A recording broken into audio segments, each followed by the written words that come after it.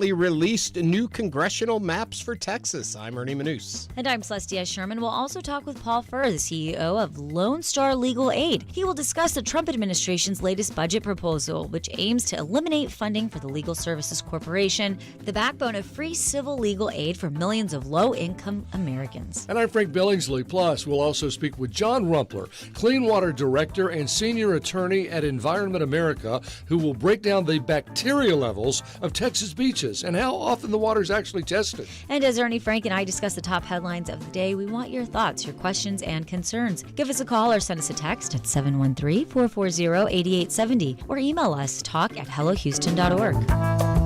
Hello Houston is made possible in part by founding sponsors John Bradshaw and Kathy Sanders, and by gifts from listeners like you. Live from NPR News, I'm Lakshmi Singh. Federal investigators are examining what led to a deadly mid-air collision in the Washington, D.C. area the night of January 29th. That's when a military helicopter collided with a passenger jet on approach to Ronald Reagan Washington National Airport. NPR's Joe Hernandez reports. It's been 6 months since an American Airlines regional jet and a U.S. Army Black Hawk helicopter collided near the nation's capital, killing all 67 people on board both aircraft. It was the worst U.S. aviation accident since 2001. As part of its investigation, the National Transportation Safety Board is holding a 3-day public hearing to shed more light on the circumstances of the crash. The meeting's agenda includes panels on the crowded airspace near Washington, D.C., and the training and procedures followed by air traffic controllers there. The NTSB will also review some of the helicopter's data systems, including altimeters, which investigators say may have malfunctioned before the crash. The board's full investigative report is expected to be completed by early next year. Joe Hernandez, NPR News.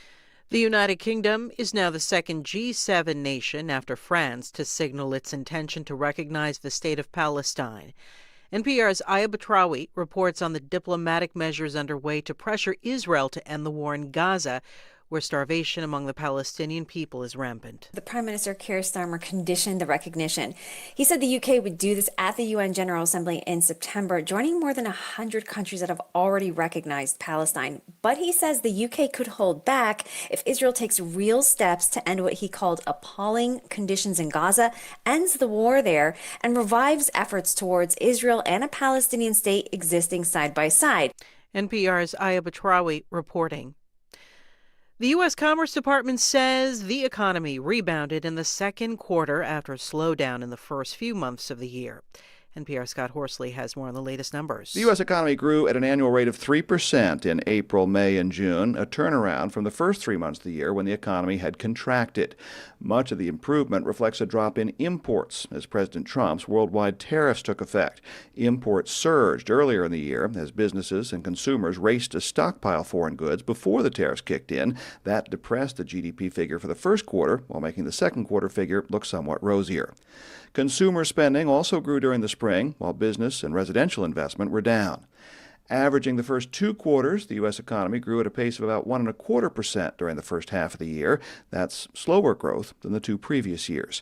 Scott Horsley, NPR News, Washington. The Fed's expected to keep its key interest rate where it is, at least until it meets again in September. Fed Chair Jerome Powell has been in President Trump's crosshairs for months for not lowering rates.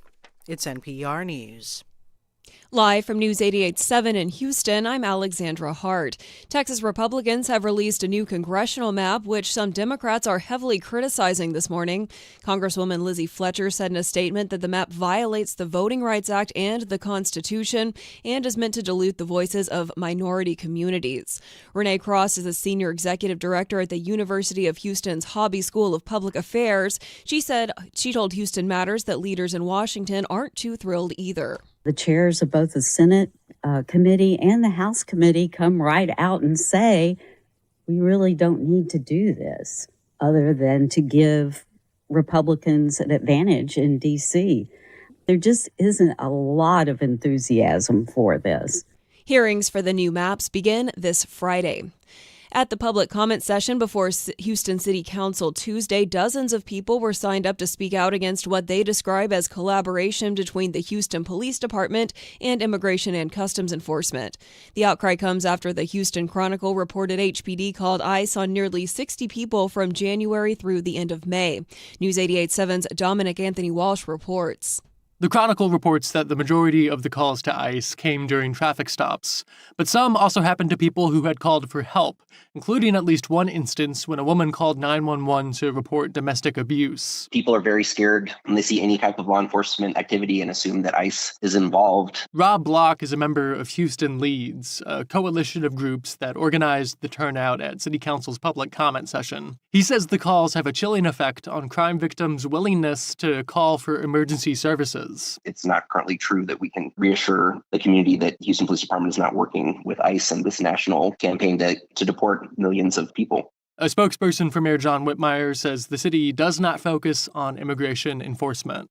I'm Dominic Anthony Walsh, News 88.7.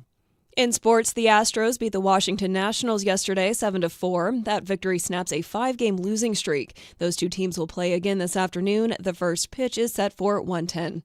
I'm Alexandra Hart, News 88.7. Support for NPR comes from NPR stations. Other contributors include Progressive. Progressive Commercial Insurance protects small businesses from retailers to tradespeople.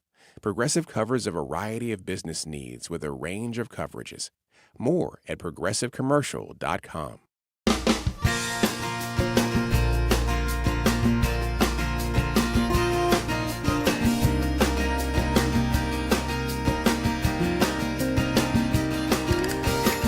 Live from the University of Houston, it's Hello Houston, an open forum on today's biggest stories affecting Houston and beyond.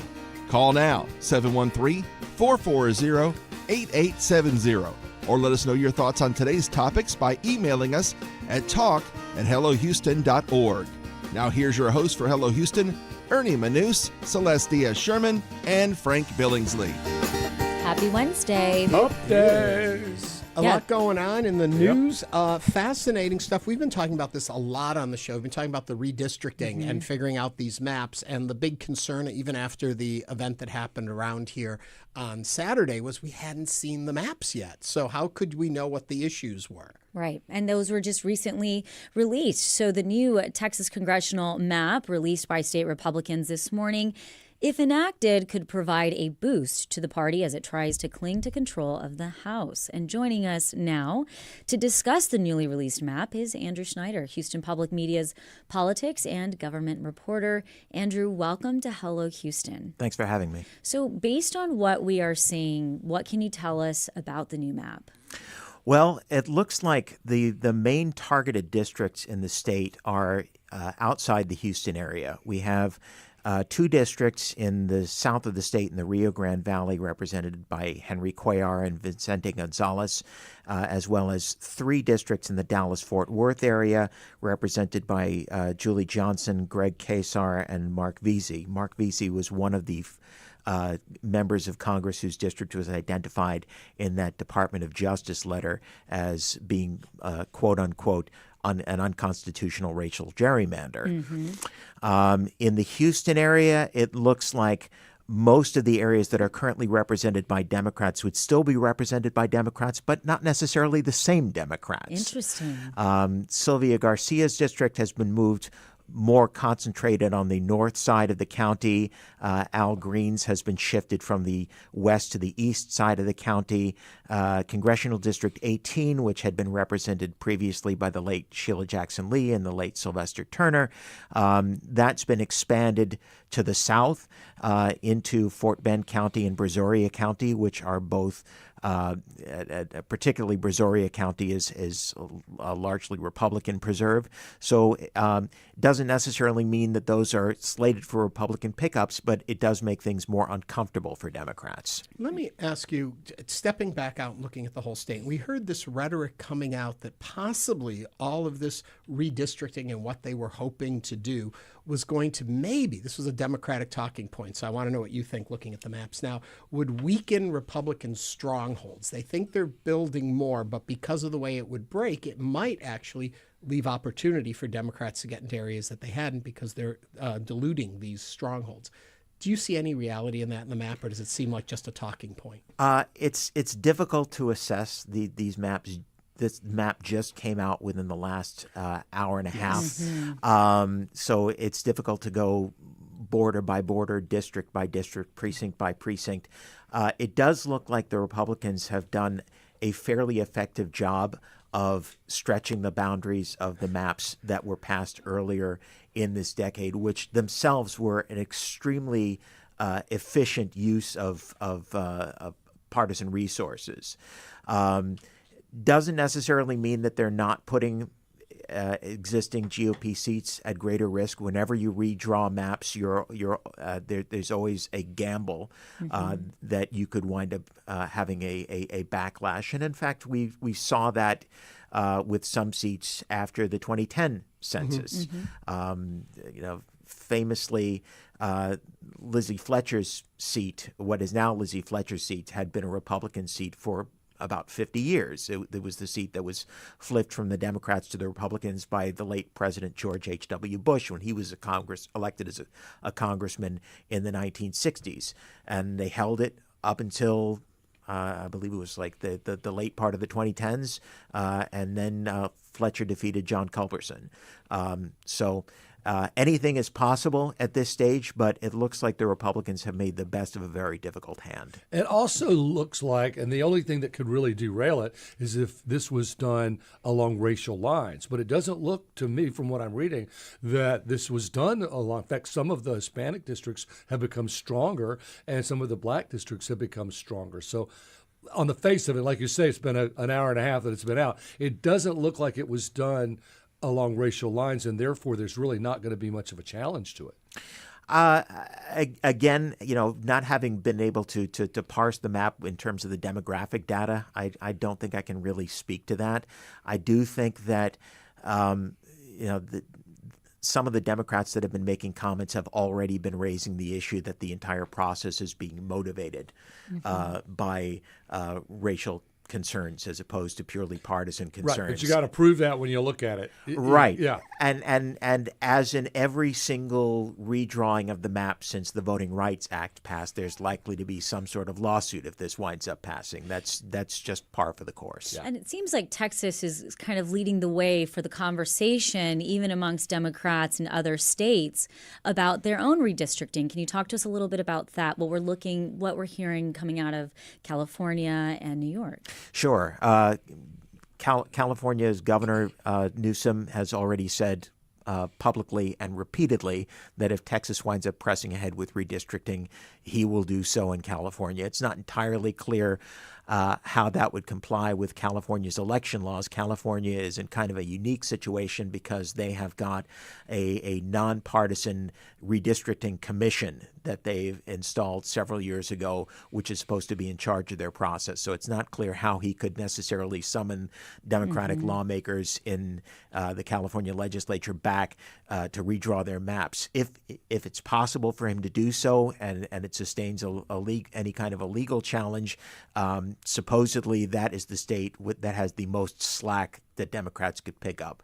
Apart from that, there's been a lot of talk in New York about redistricting. On the other side, you've had Florida's Governor Ron DeSantis, who's talking about going the same route as Texas, trying to pick up more seats for Republicans. So it's entirely possible that after all of this, you could wind up with a wash. Wow. Let's take it back to our local area. And there were three districts we were talking about this morning, the 18th, the 29th, and the 9th. And when I look at the 18th, you think about Sheila Jackson Lee and then Turner, and they've had a strong hold in putting through consistently their candidate in being Sheila Jackson Lee for so long.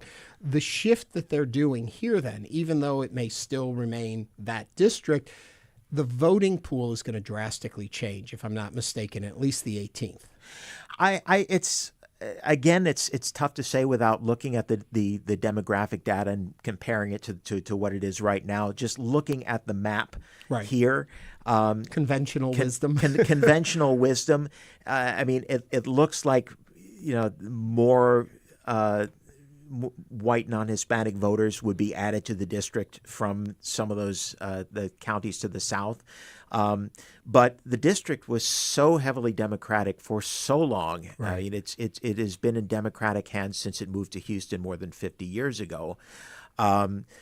I think the greater risk here is that whoever winds up getting elected in the special election this November will wind up having to run against some other existing Democrat. And this map, I should say, if it is approved by the State House, how quickly does that go into effect if the governor signs off on it? Is it for this upcoming election in November? No, I think it would be for the midterm elections. Okay. You're listening to Hello Houston. We are speaking with Andrew Schneider, Houston Public Media's politics and government reporter. All right, let's talk about the 29th also, because we've had Sylvia Garcia on. We've talked with other folks about her district. How do you see that shifting a little more in detail so folks understand? Well, again, her district would shift almost entirely over to the north side of the county. Now, historically, the 29th has been as much as anything on the east side of the county. Right. A lot of that is slated to go into District 9, which is now held by Al Green. Al Green, of course, would be moving over from the west side of the county. So both Al Green and Sylvia Garcia would be addressing unfamiliar voters. So if the Republicans were looking to put up new candidates in those districts, the Democrats would be counting on Democratic loyalty rather than necessarily loyalty to an individual person. If you've got Garcia moving north and Al Green moving from the west to the east, in the shifts here, what are they hoping to accomplish by moving those if they're still kind of in some way encompassing the same areas? They're just kind of shifting these borders around. Are they picking up pools that they need, or is this just gerrymandering for the sake of gerrymandering? Yeah, it's a good question. It's difficult to say. I think as much as anything else, it's to try and increase the level of discomfort and increase the level of spending that the existing candidates would have to engage in. Oh, really? Interesting perspective on that. One more thing, then I'll let my compatriots here get at you too. I am familiar, if my memory serves me right, of maps being drawn more in the public eye. And this feels more like, oh, here's the map. Like, I feel like we saw more of the process in years past. Yes, and that was a major criticism at the hearings that the House and the Senate have had with their redistricting committees. I was at the redistricting hearing here at the University of Houston campus on Saturday, and a lot of people were saying, why are we having these hearings now when we don't have the maps? Where are the maps? And there were quite a few assertions on the part of Democratic lawmakers that the maps had in fact already been prepared, not necessarily in Texas, but likely in Washington, and that they were simply waiting for an opportune moment to present them. Well, don't experts at this gerrymander experts draw these maps around the nation? I mean, Dan Patrick didn't sit down and draw this map. No, that's true. Generally, when lawmakers try and put together these maps, they will rely on expert lawyers. They will rely on demographic software.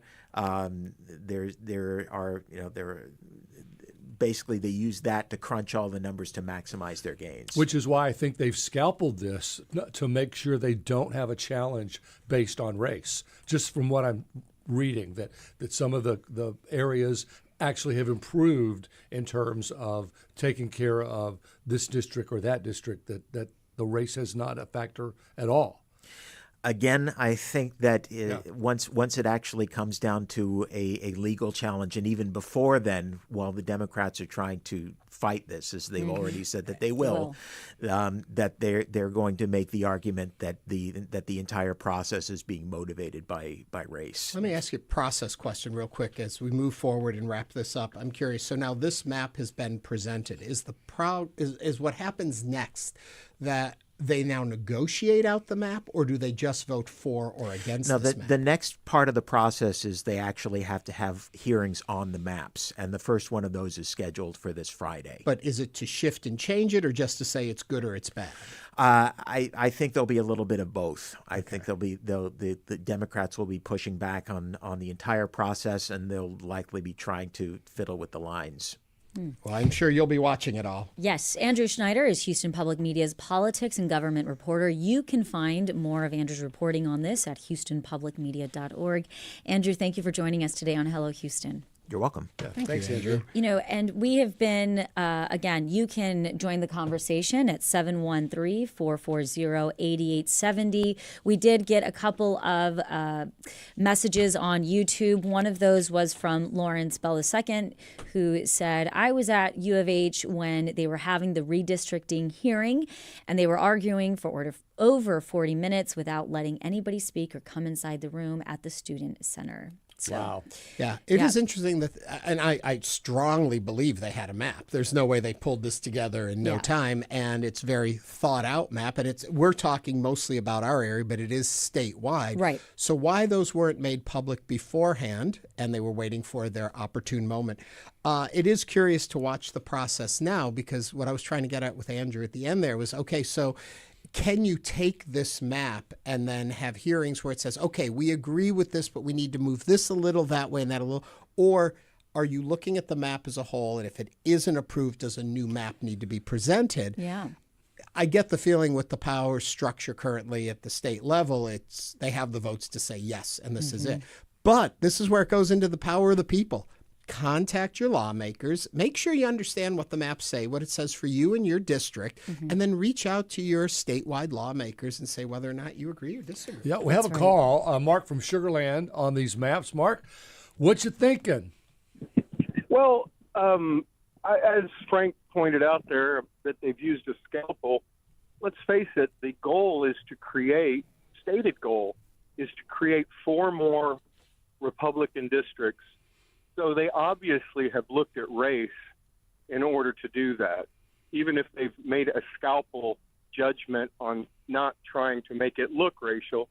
There's no way they're going to get 4 more Republican districts without the process being gerrymandering just by definition. I mean, this is a politically motivated, let's get 4 Republican districts, and that's the goal and how they've drawn it. I don't see how that could be considered anything but gerrymandering. Right. Well, Mark, I think what they've done, too, is they've made clearly blue districts that they really didn't have a chance with. They've made them bluer so they can say, look, we've made this district not only very Democratic, we made it more Democratic. So quit complaining, because the other districts where they've been able to really take that scalpel and give themselves more Republican districts, it's going to be hard to argue with if you can say, well, but the Democrat districts are fine. So it's not like they tore them all up. And I also want to toss into, when you talk about the racial element of it, it's hard to prove that, because what they can also look at is voting histories and the way certain groups, communities have shifted in their voting and allegiance. And so therefore they're looking at the record of how many votes, who voted which way, to build districts. And I would say in some cases, regardless of race, because really what they're looking for is the net total of votes they can get for a particular party. And as of late, we have seen what would be historically Democratic minorities in some places shifting more conservative and Republican. And so I think it makes it harder to cut along racial lines anymore.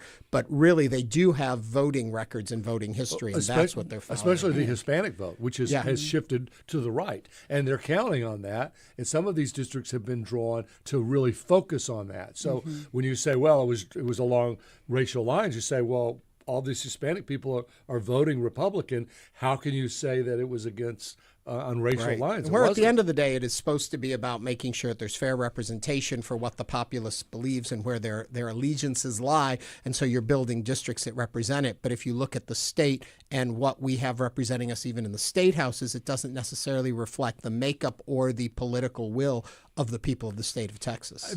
Before we go, I did like what Andrew was saying about California having a bipartisan council to do this. It's a shame we don't have something like that. Yeah, we were talking right before the interview. That's what I hope California California can stick to that, because I do think that sets an example of something that most states should want to move But the forward. argument to push back at Celeste on this would be, but, these folks aren't playing that way. We shouldn't play that way anymore. Republicans are doing it, so Democrats need to do it too, instead of Republicans doing that and Democrats saying, that's not the proper process. Well, the fact is Democrats do it. And right. They constantly do it. And so what it makes California unique is that they do have this, commission and this committee. Well, really quickly, just a little button on that was that Andrew was saying right before we went on air too. I asked him, nationwide, who has it figured out the best to be fairest and best representational? And he said it was California, because they had come up with this plan of how to do it. But now with what's going on now, they kind of to shift around it too. Yeah. So it's going to be interesting to watch. Absolutely. And we will continue monitoring this coverage. And again, you can go to HoustonPublicMedia.org to see more of this developing story. But coming up on Hello Houston, CEO of Lone Star Legal Aid, Paul Furrh, will discuss the Trump administration's latest budget proposal, which aims to eliminate funding for the Legal Services Corporation, the backbone of free civil legal aid for millions of low-income Americans. This is News 88.7. I'm Josh Adams, Hello, I'm Josh Adams, General Manager of Houston Public Media. This station just lost $2.2 million in federal support annually. To keep our station strong, we've launched the Resiliency Fund, powered by community members just like you. Your support will help bridge the funding gap and ensure these programs remain free and accessible to everyone. If public media and this station matter to you, now is the time to act. Support the Resiliency Fund today at HoustonPublicMedia.org/donate. Gift. It's a system that saves thousands of lives every year. It's never going to be perfect. This is a system that will always have people making tough decisions under pressure, but we'll see if these fixes can help. I'm Michael Barbaro. That's Today on the Daily from the New York Times. It's coming up tonight at 7 o'clock. It's one thing to love public radio, but it's a special thing to support it. Consider this. If you've got a car you don't need anymore, or you've got one that's simply too expensive to repair, you can arrange to donate it to Houston Public Media. We take any kind of vehicle in any condition. It's easy for you, pickup is free, and it could be worth hundreds of dollars in support. Visit HoustonPublicMedia.org/cars to learn more. And thanks. Houston Public Media brings to you PBS World. Experience the personal connection behind the headlines with programming devoted to telling stories that humanize complex issues. PBS World on TV 8.6 and online at HoustonPublicMedia.org.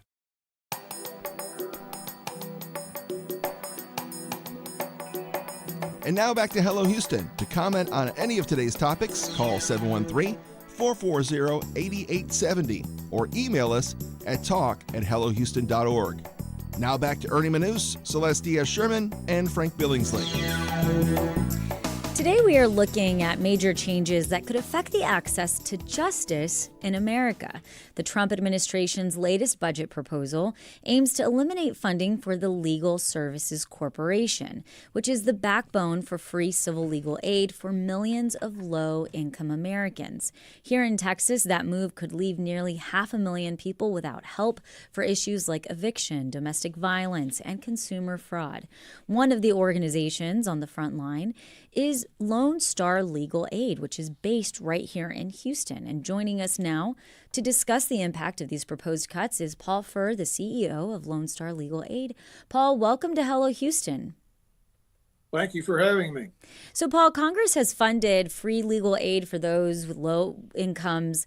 Why do you think the Trump administration feels there's a need to either scale the funding back or potentially eliminate it completely? Well, in President Trump's first term, every budget that he sent to Congress eliminated the Legal Services Corporation. The Congress continued to put us in the budget and fund us. In fact, they increased our budget just a little bit. Legal aid's in an interesting place. Just to give you all a little bit more background information, particularly on Texas. Mm-hmm.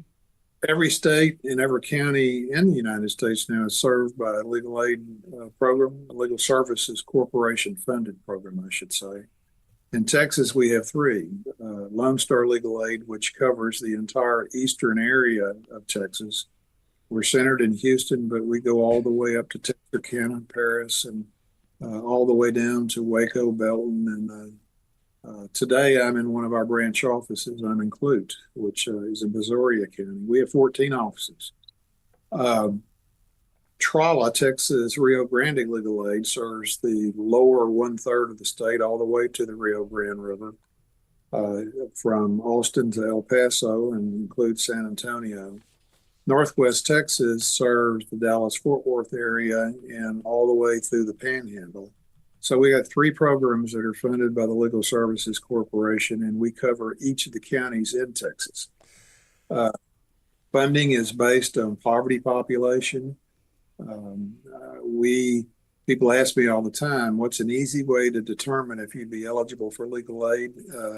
If you qualify for food stamps, you qualify for legal aid, just to give you for example. But know that if the cuts were to go through, they'd be devastating to all of us. If they eliminate legal aid, that's going to cut for the three programs in Texas between 45 and 50% of our budgets. We get about half our budget from the state, and we'd still be around, but we'd be greatly diminished, which is what Justice Heck spoke to in the article that was in the Houston Chronicle. Hey, Paul, let's put a face on this. I know we talk about counties affected and population affected. We're talking about veterans, and we're talking about children, single mothers. I mean, this is a very far-reaching problem if they're not represented. Tell me who is going to be affected. Well, I'll tell you the cases that we handle that would be, at least cut in half. We do lots of family law, particularly family law that involves domestic violence. Right. So you'd see a big hit there. We do a lot of housing law, consumer law. Housing is everything from evictions to foreclosures. Anything that affects a person's ability to live in a home, and we do a lot of them. Through the COVID crisis, we probably had the biggest eviction program in the country, at least at one time. These are people who simply couldn't afford to pay rent and were being thrown out on the street. Correct. People who, in many cases, are going to end up being homeless. So we think of eviction sometimes as being homeless prevention. Mm-hmm. We do public benefits. We screen everybody for food stamp eligibility when we do an intake with them. Medicaid.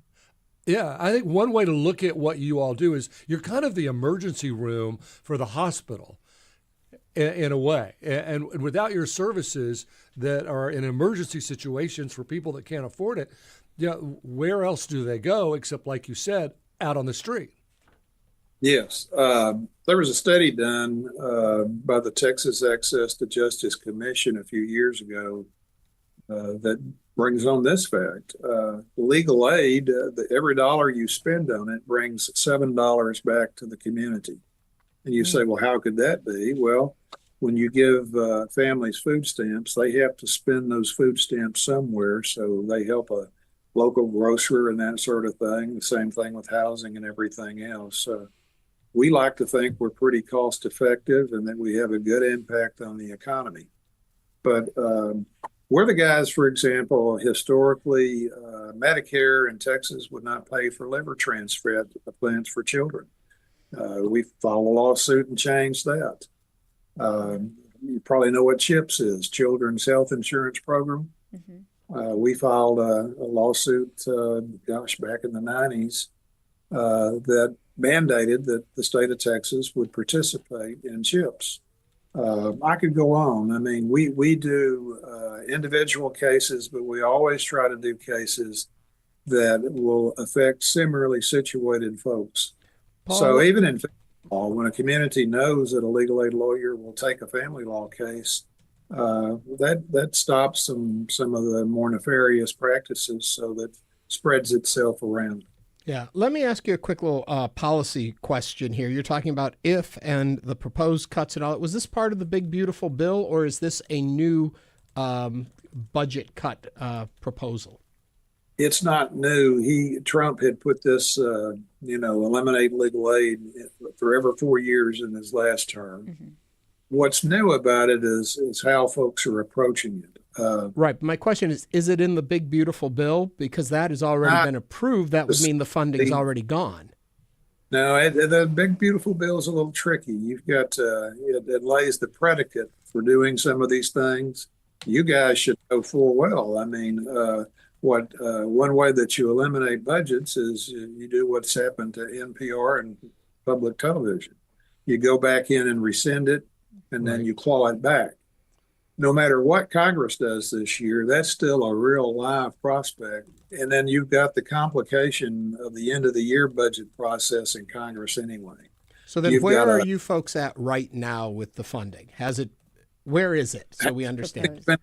We're funded through the end of the year because the Legal Services Corporation, though it's on a federal budget, they spend it on an annual basis. Okay. But we're in line to figure out, what's going to happen this fall. Are we going to be in the budgets? We've been in both the subcommittees in the House and Senate. The House got it. I mean, they dropped it by 40%. In the Senate, they kept it about the same. Actually, I think they moved it up a little. In a normal environment, they go to conference, but they haven't been to conference in years. You're looking at, with the need to up the budget mark anyway, you're probably looking at continuing resolution. And no matter what you do, you still got this clawback and recession thing that could happen by the end of the year. So we're on alert. Yeah. You are listening to Hello Houston. You can join the conversation at 713-440-8870. We are speaking with Paul Furrh, the CEO of Lone Star Legal Aid. Paul, I don't have the answer to this. I don't know if you do, but this would greatly affect southern states. Louisiana, Mississippi, Arkansas, Alabama. Mm-hmm. They're not rich states like Texas. At least Texas is a rich state, but they're not. And those are all very strongly Republican states. So I'm a little shocked that they would threaten this. Well, think back for a minute. The fellow that runs OMB now is the fellow that actually, through the Heritage Foundation, put together the plan for a lot of these policy changes, and particularly in public welfare benefit issues. That's their real goal. Legal aid serves individual clients, but we handle cases that affect that policy somewhat. So, I suppose it's not a big surprise that we'd be a target about that. We historically, over time, we have been. Let me quickly ask here. I'm guessing, according to the statistics I have, about 500,000 people in Texas alone get service from you folks every year. Is that pretty close to accurate? Well, there's levels of service. Let me explain that. I just told you that, how do you qualify? Well, if you qualify for food stamps, you're eligible. But here's a dirty little fact that needs to be stated. Lone Star Legal Aid has 2 million eligible clients in its service area. About 1 million of them reside in the Houston area, and about 1 million of them live in these outside counties, all the way from Galveston to Texarkana, Paris, Longview, Tyler, and Nacogdoches. So we're underfunded tremendously to even come close to serving a substantial part of that population. So we have a very sophisticated intake system that we use telephone mostly. People can apply over the website and computer. The kiosks are spread around different counties and places. We probably do intakes on 80 to 100,000 people a year. We actually handle 25,000 cases per year. So what does it look like if this funding goes away? What does it look like on the ground? Oh, it'll cut what we do in half. If you eliminate LSC, it will cut what we do in half. If LSC... So you're talking more evictions, people not getting proper representation in courts when it comes to medical care, children... phone to answer questions. A We lot give of a lot of a lot of veterans. Yeah. A lot of veterans And use also- services. Looking at it also just from a case perspective, what happens to the cases that are in process if this is cut? Well, that's a good question. I have lawyers beginning to ask me that. I bet. Yeah. It's been a historical issue because this is not our first rodeo. I started in legal aid when the Reagan administration came into power, and Lordy, we spent 2 or 3 years there worrying about if we were going to still be around, and that was a big issue when you were trying to hire and recruit lawyers, and it is now. No lawyer likes to think that they're going to come in and maybe get stuck with a caseload of a couple of hundred cases. So what's your gut tell you? Because as you said, you've faced budget cuts a lot, and they've never actually happened. And now you do have a lot of Republicans that are on your side, I think, especially in the Senate. What's your real concern now? Just because you're seeing people like NPR get cut, and you're thinking it could happen to anybody? Yeah. Now, there's attempts to get NPR back in the budget. We'd love that. My gut is that, we do have strong support in the Senate and the House. I think we'll probably survive there. If it were only that we had to contend with, I think we'd be good shape. But, this whole rescission and clawback thing, many people think is unconstitutional, but we'll see. I've told my staff that, look, in the worst case scenario, we're still going to be here because we have state money and other grant money.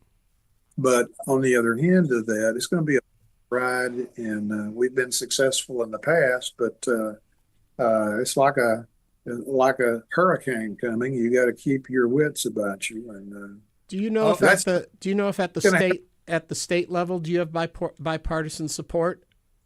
Oh yeah, I mean, in Texas. Well, I suppose you'd call it bipartisan, but Chief Justice Heck, who is, the source of this article that's in the Houston Chronicle, there's not been a bigger supporter of legal aid of anybody that I know. And we have a lot of bipartisan support. John Cornyn's a big legal aid supporter. He was a former Chief Justice of the Texas Supreme Court. So if you dig very deep, there's lots of people who believe that everybody ought to have access to the court. They won't necessarily agree with you about the outcome of a particular case, but they think you should have a right to have your case heard. If you dig very deep, you'll hear that sentiment from lots of people. The worst thing about getting eliminated is we try to hire people that make careers out of legal aid, and they become experts. Right now, we have 4 or 5 attorneys who are probably amongst the best legal aid lawyers in the country for Medicaid, for all healthcare issues. And if you stop that process and eliminate funding, you're not going to be able to keep those people for 15, 25, 30, 40 years and make careers out of this. You'd be starting over again. So it'll come back. A lot of support. That's a very good point, because that institutional knowledge that could be lost of how to fight the system, especially with all of the threats to Medicaid. And perhaps that's part of this whole equation. Do you think, Paul? Well, I think it might be. Yeah. Paul Furrh is the CEO of Lone Star Legal Aid. Paul, thanks for joining us today on Hello Houston. Thank you all for having us and bringing this issue up. Yeah. It's interesting that as we look at multiple agencies, as we look at the new proposal and, budget cuts, it's going to be very interesting to see, wanting to cut the budget, but in the end, is this going to turn around and backfire and cause more financial issues? Well, like I said, for the state. legal aid is an ER. They're triage. So when people that can't afford legal aid and really need help, that keeps them from being homeless and then being supported by the rest of us. That keeps them from these other issues where other tax money has to come in somewhere, right, and take over, because you're going to have these problems regardless of whether you have legal aid there or not. And you have a constitutional right to have a fair trial, to be heard in court.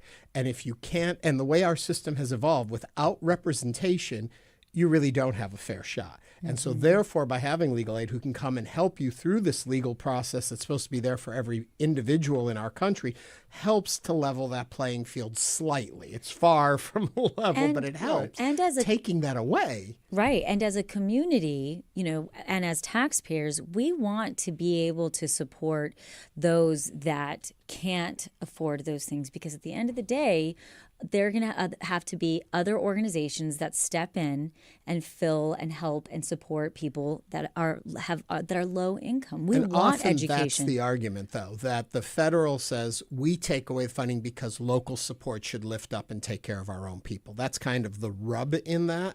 So it's not saying you don't have a right to it. It's just we don't want to pay for it. Find your own funding on your state level. But we are fed. The government is us. I'm not arguing.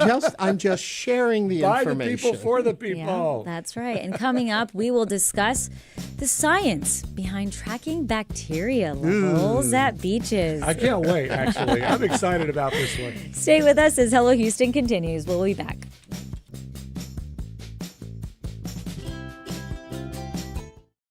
With federal support gone, Houston Public Media needs a stronger foundation for the future. The Houston Public Media Resiliency Fund is our response to ensure this service remains strong, stable, and community-powered. Your gift today helps us stay on the air tomorrow and the day after that. Give now to the Resiliency Fund at houstonpublicmedia.org/donate or call 800-364-8300. You can listen to Fresh Air. It's on tonight at 8 p.m. You can't tackle life's big challenges if you let the little ones get you down. That's why Houston Matters devotes the first Monday of each month to a sort of group moan session we call Houstonian Pet Peeves. It's a communal, cathartic experience, but not everyone can join us live at 9 a.m., and not every peeve occurs to you right then and there. That's okay. We welcome your gripes about life in Houston anytime at talk@houstonmatters.org.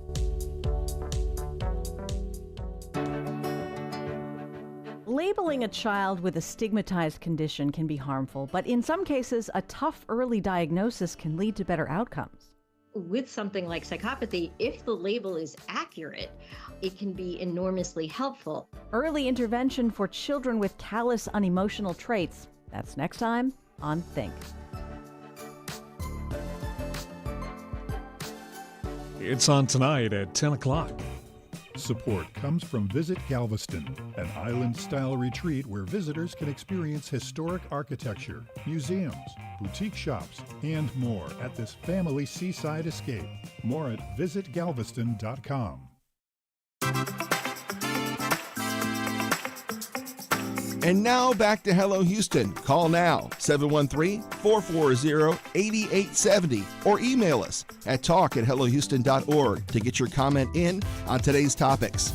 Here's Ernie Manous, Celeste Diaz-Sherman, and Frank Billingsley.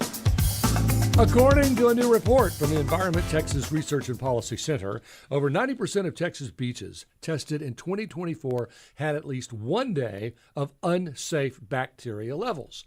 The Texas General Land Office developed a program called Texas Beach Watch that tracks that bacteria across all of Texas beaches to determine whether there's any potential health risk for those people that are in the water. However, during primary beach season, which of course is now, May to September, testing is only conducted once a week and only conducted daily if an advisory is issued. On the face of it, that sounds like not enough is being done. So joining us now is John Rumpler, Clean Water Director and Senior Attorney at Environment America. John, welcome to Hello Houston. We're glad you're here. Have you been on the beach lately? I have. Yeah, there's a lot of great beaches all across Texas and up here in New England, too. Nice. Excellent. So, quick question for you, John. As Frank was introing you, he said, you guys track the bacteria levels of Texas beaches to determine whether there are any potential health risks for swimmers. Are there any health risks for swimmers? Always. There are. Okay. Oh, that was a quick question. There you go. Quick Okay, answer. well, I want to hear about it. I know. I mean, Elaborate. there's flesh-eating bacteria I want to get to, and of course fecal matter. But Yikes. I mean, but anything Two in the water, things but that- anything in the water goes to the bathroom. So there's that kind of fecal matter, not just That's human fecal matter. So give us a laundry list of what you all are looking for on a weekly basis. Sure. Well, when we looked at the data submitted by Texas and all other coastal and Great Lakes states, what it tells us is the presence of either E. coli or Enterococcus, which are called fecal indicator bacteria. They indicate, to put it bluntly, the presence of poop. And that there can be pathogens in the water, stuff that can make us sick, right? We're talking about diarrhea, vomiting, nausea, skin rashes, ear infections. This is not what Texas families want when they go to the beach, right? Right. And this poop is from humans, or is it just from all of the creatures that live in the sea? Because there are a lot, they have to poop too. Well, they do. Sorry. Yeah, well, for sure. Some of it in some instances are from sewage overflows. So obviously that's human waste. Some of it is because we've paved over so many surfaces that when we have heavy rains, animal waste is just immediately swept up and driven right into our rivers, lakes, and streams and coastal waters. So either way, if we can fix our wastewater and stormwater infrastructure, we can prevent a significant amount of this pollution. So what's acceptable and what's an unacceptable amount of this type of pollution? Yeah, what EPA has done is it's come up with what they call a beach action value that is associated with 32 illnesses per 1,000 swimmers. That's kind of the safety benchmark we used for our report. So when the fecal indicator bacteria was above that benchmark, we labeled that beach or those days on those beaches as potentially unsafe. Okay, so about what's the number running for our beaches here in Texas? Are we out of the ballpark? Are we within range? Are we doing pretty good? Because we've had a lot of rain this summer in Houston. So if you're talking about rainwater runoff into the Gulf, all goes into the Gulf, and certainly all of the dogs that are out there, their matter is all going to go to the Gulf, and that's a problem. Right. And to be clear, the data in our report is from 2024 rather than this summer right now.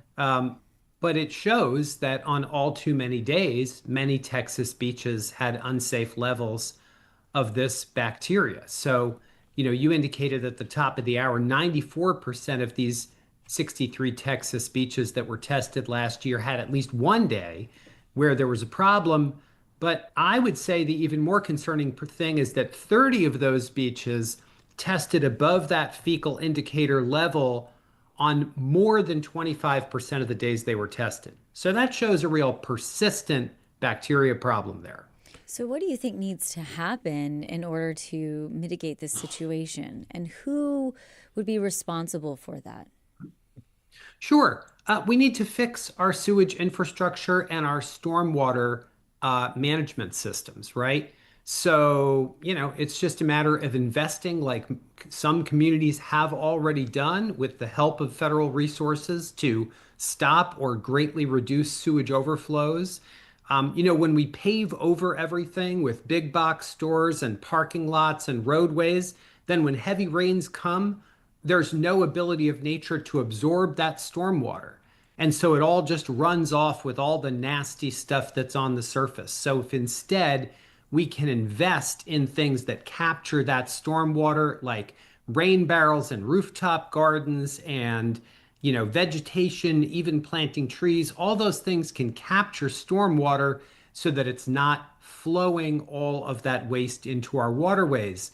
But all of these projects cost money. We have something federally called the Clean Water State Revolving Fund, which is the major resource that Texas communities and other communities across the country rely on to help them fix their systems.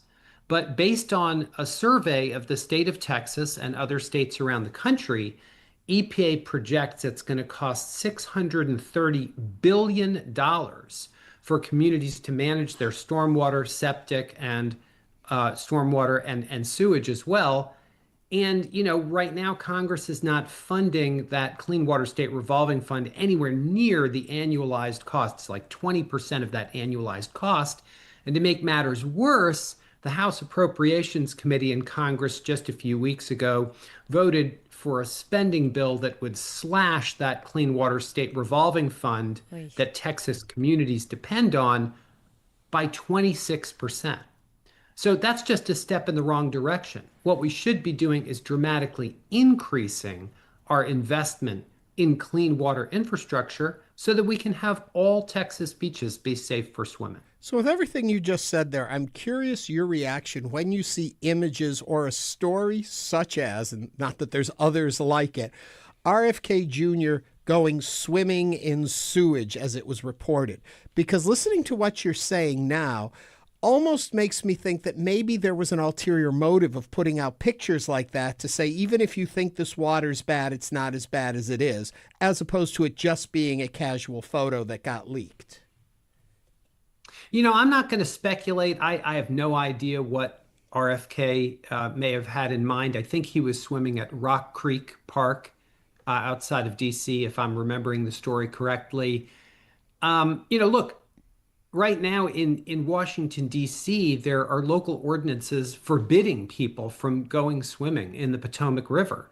That's not the approach we want to take. We want the Potomac to be safe for swimming. We want Rock Creek Park to be safe for people in D.C. to swim at. So, to the extent, I guess I would kind of turn that around and say, to the extent that RFK is expressing the public's desire to be able to go swimming all the time in waters and ensure that they are free, we agree. Now let's just invest in the solutions to make it so. We hear a lot about flesh-eating bacteria down here in Texas. It happens. In fact, if you go and look at the images on Google, you have to click the eyeball that lets you see them. So they're so gross. It's a horrid event. Yeah. But do you test for that? And if so, what are you finding down here in Texas?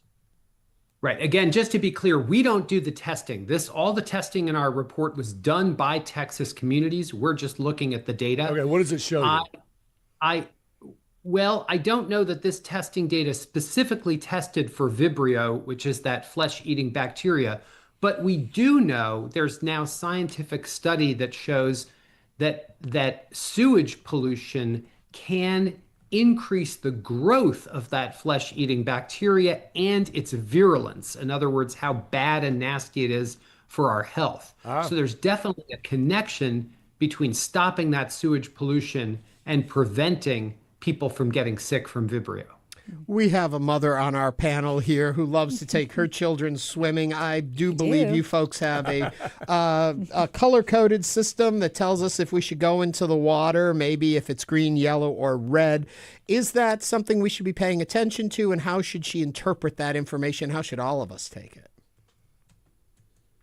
Yeah, I would say red, not a good idea. Stay home. There's... Yeah. Yellow, there are some risks. And I should indicate that, Texas may not be using the same health protective beach action value that we used associated with 32 illnesses per swimmer. So, I think every family has to decide what risk is for them. What we want to do is push for the solutions that will have us with less red and yellow days and more green days where families can be confident that the water is safe. Okay, take me a little deeper on this really quickly. So Celeste wants to take her family. I don't know why it's always Celeste taking her family to the beach, but she wants to I have a house there. Where do they go? Where do they look? How do they interpret what they see? Yeah, so the state of Texas actually has a Texas Beach Watch program. And if you go to our report, our Safe for Swimming report on the Environment Texas Research and Policy website, we have a link to the Texas Beach Watch program where folks can find the most current information on beach closures and advisories. Thank you. John Rumpler is the Clean Water Director and Senior Attorney at Environment America. John, thank you for joining us today on Hello Houston. Thank you. Have a great day. You too. Coming up on Hello Houston, we'll continue diving into the top stories of the day. Stay with us for the second hour of Hello Houston.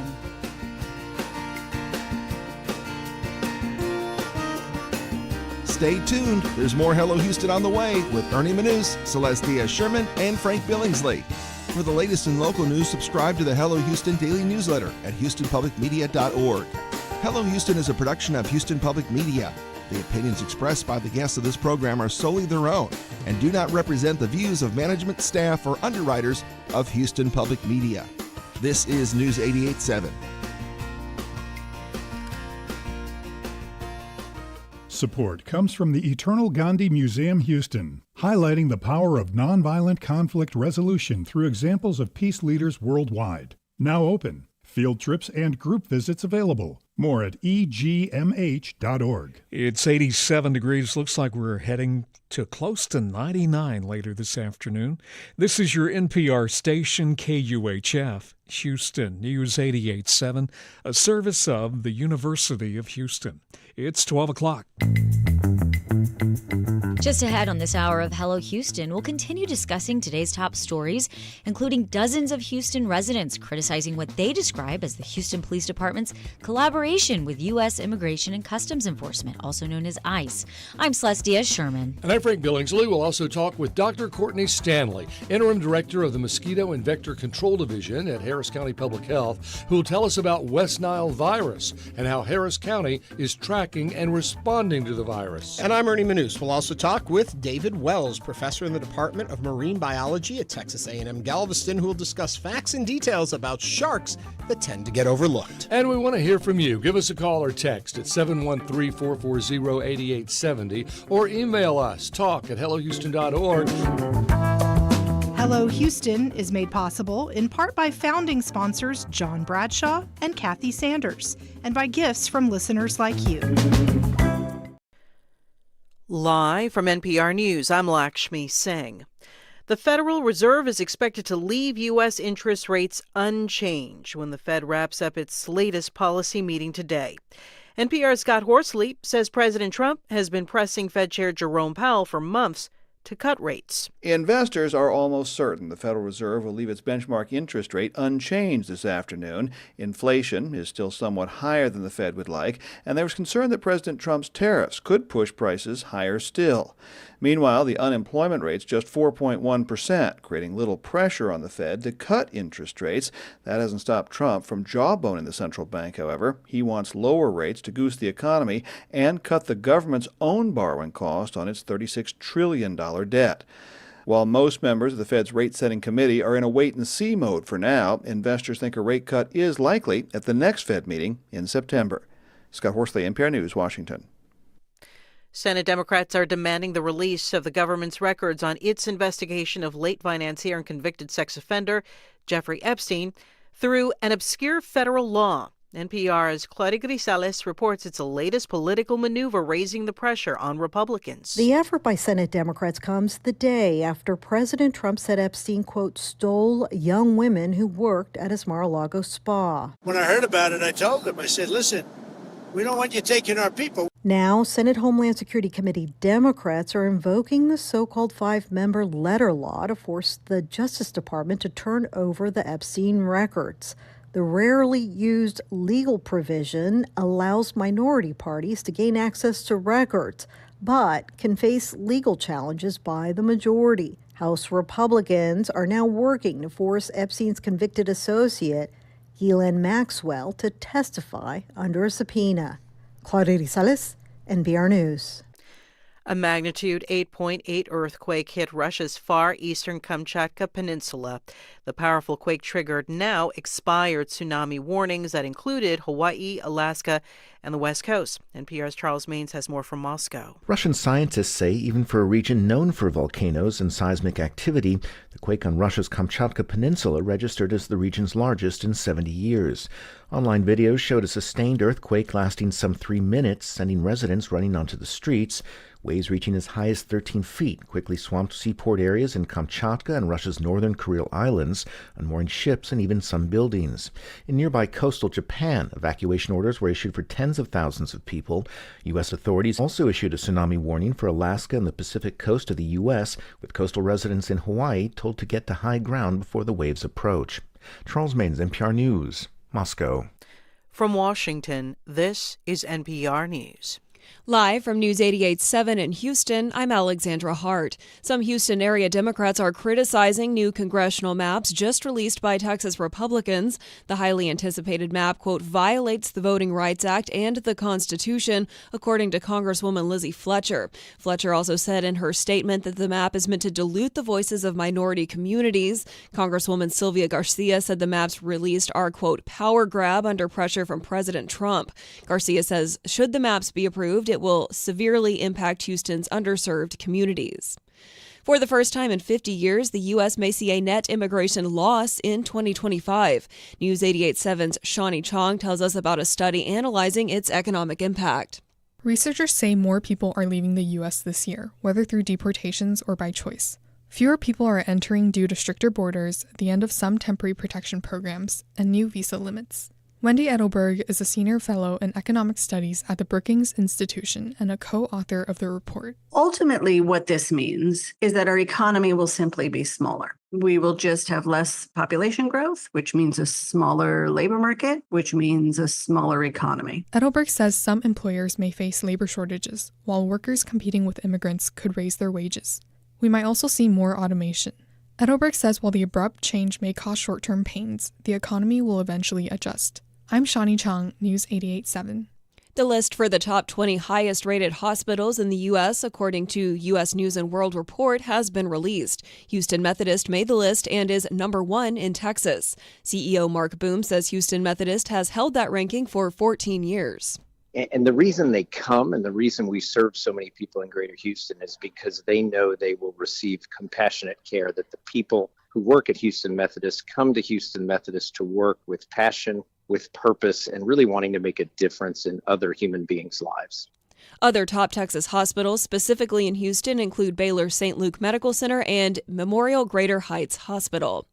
I'm Alexandra Hart, News 88.7. Support for NPR comes from Made In, makers of cookware found in restaurants around the world, offering a carbon steel non-stick griddle for home use, designed for use indoors or outdoors on a grill or over an open flame. More at madeincookware.com.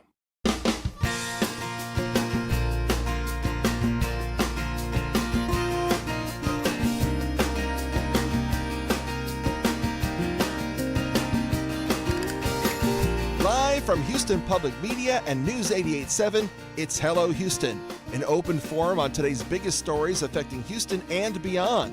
Call now, 713-440-8870, or let us know your thoughts on today's topics by emailing us at talk@hellohouston.org. And now here's your host for Hello Houston, Ernie Manous, Celestia Sherman, and Frank Billingsley. And hello, Houston. Wednesday. Hump day. Made it to the middle of the week. We jumped into the show so quickly at the top of the show today. We did. What were you going to say, Celeste? July 30th. Oh, yeah, you haven't given the Today day is in a couple July 30th. And you know what? It's very important. I love knowing that because I always think my milk is expired. And every day I look at I don't know, I have this unnatural fear that I'm going to pour bad milk into my coffee in the morning. I always look at the date on it. And even after I look, I go, do a quick sniff test too. But that's really weird. Well, have you done that before? Like, have you done, has that happened to you before and now you are, traumatized by it? No, I think I have heard stories of it. So it started like about a year and a half. It's another OCD of mine. And I know my milk now expires August 3rd. But now I look at it and I think to myself, but August 2nd, is it still good if the next day it's going to be bad? I always get really excited whenever I buy milk and the expiration date happens to be on somebody's birthday that I know. Okay, y'all, who do I work with? Okay, what kind of milk do you use?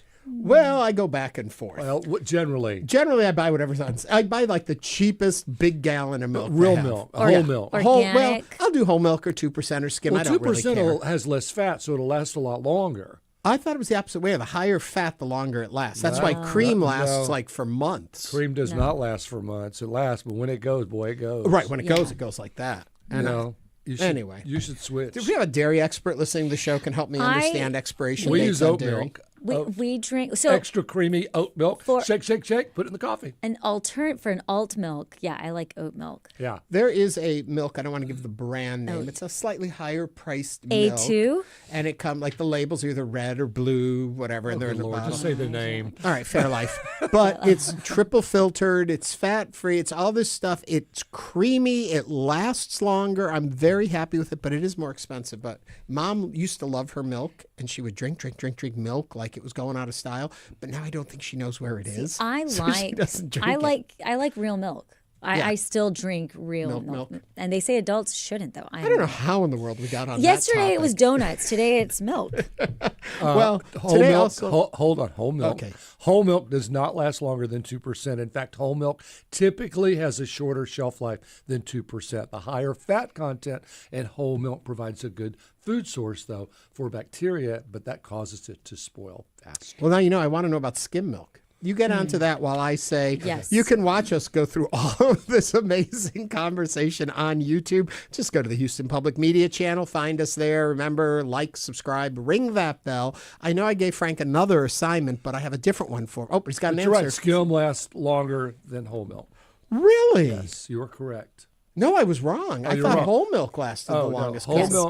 Whole milk contains the fat, and that accelerates bacteria. Then what about cream? Something we were talking about earlier was the Texas Republicans have released the map, the redistricting of the Texas Congressional map. And so joining us now to talk about that is Texas State Senator Carol Alvarado of District 6.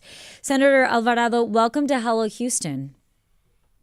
Hi there. Thank y'all. Sorry, we got caught up in another conversation on something that did not nearly matter as much as the state map when it comes to representation. Now that you've actually seen the proposed map, thoughts, feelings, reaction? Well, we are still absorbing a lot of this, but I can tell you, boy, this is the biggest pile of Texas turd I've seen in a long time, and Republicans are about to step in it. Look, this does not pass the smell test on a lot of fronts. They've taken, for example, the historic Barbara Jordan Congressional District and have dismantled that. My Senate district, which many of us fought for, the 29th to be a Latino Opportunity District, that has been dismantled. And so now you have historic neighborhoods in the Houston's East End that have been represented by a Latina, by Sylvia Garcia. Now that is in the 9th Congressional District. So, yeah, there are a lot of moving parts going on right now, and we're trying to get our arms around it. But here's a simple fact. 90%, well over 90% of the population growth in Texas has been attributed to minorities, mainly Latinos. Yep. And this takes away minority representation. The DOJ, they were very blatant. They instructed the legislature to go after these districts, the very specific 4 districts, all represented by Black or brown members of Congress. And what they have asked them to do, the Republicans here in the legislature, is illegal. They are intentionally reducing minority population. A couple of questions we had earlier, one of which was, do we understand, or what is your understanding, I should say, of who actually drew this map that we are looking at? Well, I'm told Adam Kincaid drew the map. He drew the 2021 map. And I've said that in floor debate. I've said it in the committee hearing that they have allowed a non-Texan to take charge of these maps and draw them. And by the way, Adam Kincaid, who drew the 2021 map, was just in the El Paso court case where this was still litigation and all that was just wrapping up. He defended the 2021 map, saying that they were drawn without any preference to race. We have it documented how many times they all said on the floor that the maps were VRA compliant, the Voting Rights Act compliant, they were constitutional, and they were racially blind. So if they're on record saying that, then the impetus for this new map is what, are they saying? Exactly. That's what we want to know. And that's why we've asked to have the author of the letter from the DOJ, Ms. Harmeet Dillon, to come before the committee and explain herself. Why did they single out these 4 districts? And I want to talk to Adam Kincaid. I think he should be subpoenaed to appear before the committee. He drew the map. He defended them. He defended them in 2021. He defended them very recently in the court case. Do they? Maybe he was. We can find him held, in committing perjury. Do they have to justify it, though? I mean, do they have to have a justification to do this, or do they not? Well, I mean, the legislature can redistrict the way it is now, but it's not the normal thing. It's not the normal process. This has only been done in 2003, but that was because in 2001, the legislature did not draw the map. The court drew the map. So then the legislature came back in 2003 and drew the map. And so that's what, Tom DeLay and all of them cooked up. And that's when you had the quorum breaks and such. And so now this is a very different thing. Mm-hmm. This is Trump saying, I want 5 districts out of Texas. And then shortly after that, it's followed up by the letter from the DOJ targeting very specific districts that are minority districts. Senator Alvarado, you keep saying that he is defending them. What is the Republican Party defense essentially for this redistricting? And now that they have released the map, what is the defense that they are saying that it is fine? Well, they haven't really publicly or privately defended it. That's the thing. I was talking about Adam Kincaid, who drew the map. He defended the maps very recently in the court case over the 2021 map. Right, the one in El Paso. But can you tell us how he defended it, and if they would use that same strategy for this new map? Excellent question. He said that they were drawn without preference to race. They were race neutral. So he was defending his work, the maps that he drew in 2021. So they're all, under oath, on record, defending those maps. But now, then a few weeks ago, a month ago almost, Trump says, I want 5 districts out of Texas. So now they're shifting gears. Shifting gears a little bit in what we're talking about here, I'm kind of also curious. So a map has been shown. Now, my question is, process-wise, do you then work within the confines of that map and say, okay, we will agree with this map if this shifts that way, that shifts that way? Or is it an all-or-nothing map? You either vote for it or against it and then propose an alternate map. How does the process work at this point moving forward? Yeah, we're still working on that. So the House filed the map first, so the process will start over there. I believe they're going to have a hearing on Friday and in the committee, and they will discuss the map, I guess take some public testimony, and then it has to go to the floor, and then it'll come over here. So not really sure, and I'm not going to weigh in on what the strategy is just yet. Okay. But this is a complete, just really unprecedented, unnecessary process that is taking place. Well, Senator, it's Frank Billingsley. I stated earlier that it looked like they took a scalpel to very carefully make sure that the redrawn lines did not interfere enough with minority populations so that the Democrats couldn't make that claim.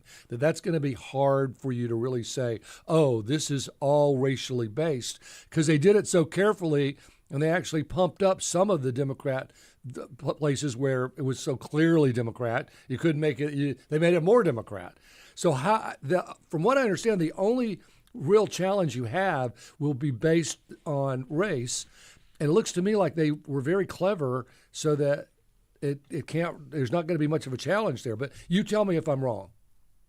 Well, there's what you have cracking and packing, and what we're seeing in some of this is packing into one district, and so that's still something that we will question each district, and they've done some pretty crazy things. They've paired up some Democrats, and we've just again, Frank, we're just getting all the data, and in normal times you have the latest census numbers. Well, we did get we're using old numbers. We did get a text from Lupe in South Houston. And Lupe says, I just checked the new map to see where I end up. My neighborhood used to be part of TX 29. Now we got cut off of 29 and we're in TX 36. I looked, she's right. The rest of 36 is very Republican, very non-Hispanic East Texas. So my representation has been taken away. I am so angry. So you are getting a lot of on the ground, I think, support to have these maps really looked at carefully. That's right. And I'm glad Lupe has chimed in. South Houston, that's part of my district, and she's right.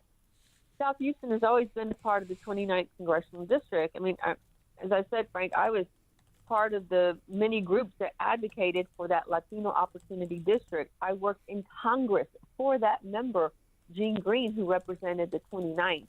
So I go way back with that district, and Lupe is right. She's always been represented by that, and what they've now put her in, I think it was, did you say 36? Congressional District 36, was it? Yeah, the 36. Yeah. I don't know what she and her community are going to have in common with the other part of District 36. Senator Alvarado, in California, congressional district maps have been drawn by an independent commission since 2011. Do you think that is something Democrats will push for as a strategy, or do you think redistricting actually benefits both parties? Well, but they would be appointed by the governor, I believe, at least here, that's what I'm told. And so, the governor would put in people that are going to be of his party and like-minded. So I don't know if I'd be asking for that right now, because right now he's doing Trump's bidding by putting this on the call, and not just putting this on the call, but including the DOJ letter. So very specifically going after 4 districts. In a normal redistricting process, we are redistricting for the whole state, not just 4, which happen to be minority districts represented by minority members of Congress. Senator, we got a text in here, which I think actually is something I have heard said repeatedly. And the text said the proposed map gives a state that voted 42% Democratic only 21% Democratic representation in D.C. If those numbers are right, which I do believe they are, how do both sides of the aisle support something that would so take away the will of the people? I agree. We have a problem with that, but I don't know if my Republican colleagues do. Well, I would guess they don't. Yeah. Well, I mean, I would think. Let's also say that, they have some Republican members of Congress who might not be real excited about these maps. Some of them could be vulnerable. I hear that talking point brought up quite a bit right now, that it could weaken some Republican strongholds because of the shifting. And I'm curious, is that more a talking point or a reality now that you see the map in front of you? Well, I think it could be. You never know, but I'm just saying it could be a reality. If you have, maybe an opportunity for in a general election, that's a possibility that you could have, what could become a moderate seat. And so, you take somebody who may have been more concerned about a primary race, now they may be more concerned about a general election. Mm-hmm. Talking to all voters, regardless of party affiliation, what would be your advice moving forward for them, and what should they be doing now? Well, I think the public needs to weigh in, because we have hearings coming up both in the House and the Senate, and they definitely need to show up. like Lupa has expressed her opinion, and we need to make sure that people see the map and see where their new lines are, where it takes them. I'm going from the 29th Congressional District to the 9th, and I'm not happy about that. So we need to just make sure that the public is aware and that they show up to protest this process. And to clarify, because you just said this, when we look at these maps, we're looking at federal districts for the House of Representatives in Washington, as opposed to what happens in the state of Texas, or do these lines change both? No, this is completely congressional lines. Okay, I just wanted to clarify that. Right. Okay. Texas State Senator Carol Alvarado of District 6. Senator Alvarado, thank you for joining us today on Hello You're Houston. welcome. Thank you. Thank you for calling. Thank you. Coming up on Hello Houston, Dr. Courtney Standlee, the Interim Director of the Mosquito and Vector Control Division at Harris County Public Health, will talk about West Nile virus. This is News 88.7.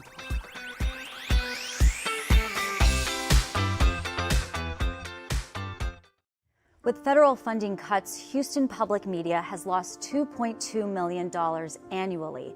In response, we have launched the Resiliency Fund, an urgent initiative to protect the programs and services you rely on. That includes PBS Kids, that provides free educational programming to children and families across Greater Houston. Your support of the Resiliency Fund helps keep this vital service accessible to our community. Give now at houstonpublicmedia.org/donate. American Life, Josh visits the mean girl he knew in elementary school, and she's still mean. They look right at you and say, I know you're garbage, you know you're garbage, why pretend?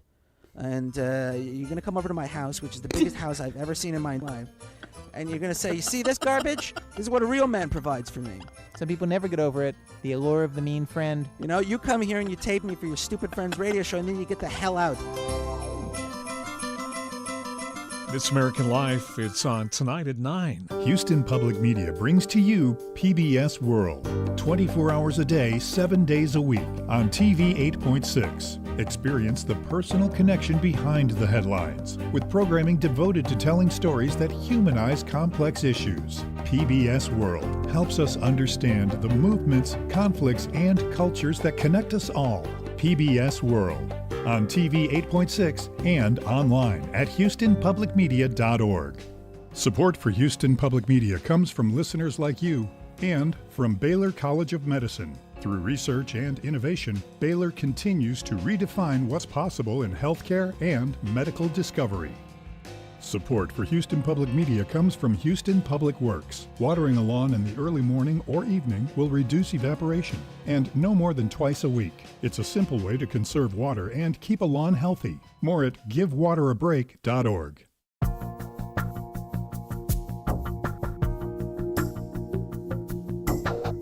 And now back to Hello Houston. To comment on any of today's topics, call 713-440-8870 or email us at talk@hellohouston.org. Now back to Ernie Manous, Celeste Diaz-Sherman, and Frank Billingsley.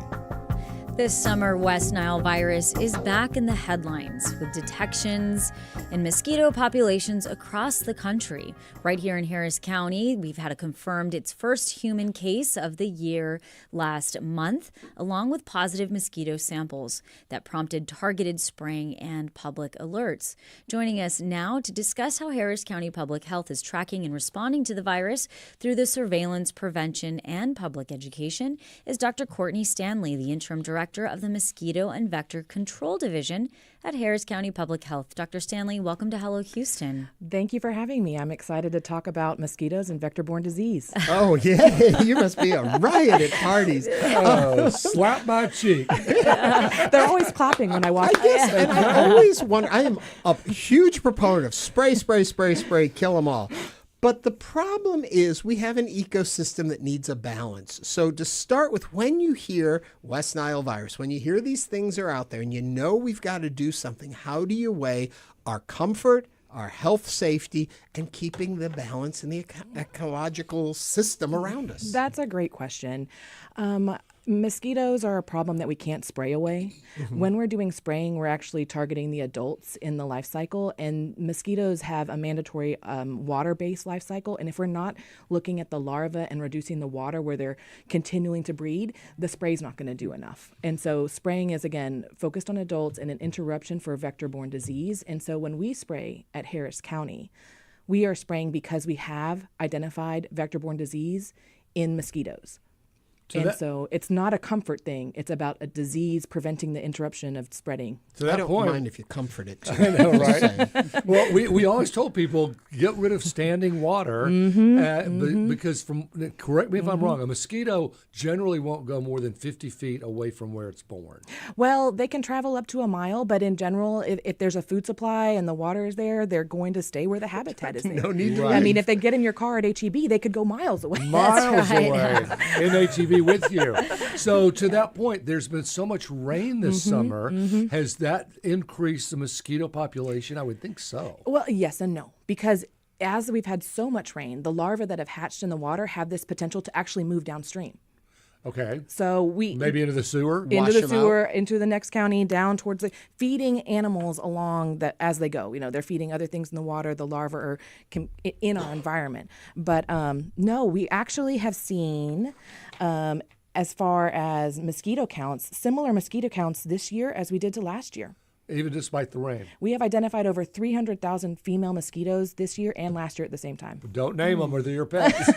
Actually, I do want to ask you, do you know which mosquitoes bite? Are they the males or the females? Female. The female mosquitoes do bite. Yeah. Not surprised. Yeah, I know it's biting on our panel, so I'm not surprised. But you did mention the system, and so mosquitoes are also pollinators. So male and female mosquitoes will actually take nectar and help pollinate plants. So I wouldn't say kill them all. So what does it mean? That's what you always hear, that mosquitoes, we need them to be a part of them, like the bees. Oh, we need bees more than that. We need bees. So Kevin will slap a mosquitoes don't get me. I don't know why. I'm one of those. But they get him, right? And so he'll slap a mosquito and it'll show blood. And he always says, "Oh, he already got me." Is that true? Yes. So they bloat up, and if you slap them, they splatter. That is your blood that they're ingesting. Oh my gosh. And then she'll use that blood meal to develop her eggs. And then a female can lay, does anyone want to guess how many eggs? Oh, God, too many. Too many. Yeah. 200. Around 200, up to 200. And how many times? How long is a mosquito's life? So depending on the mosquito and the conditions, if we're in a drought, if we're in a rainy, humid season. In a perfect world. Months. Oh, a few really? months.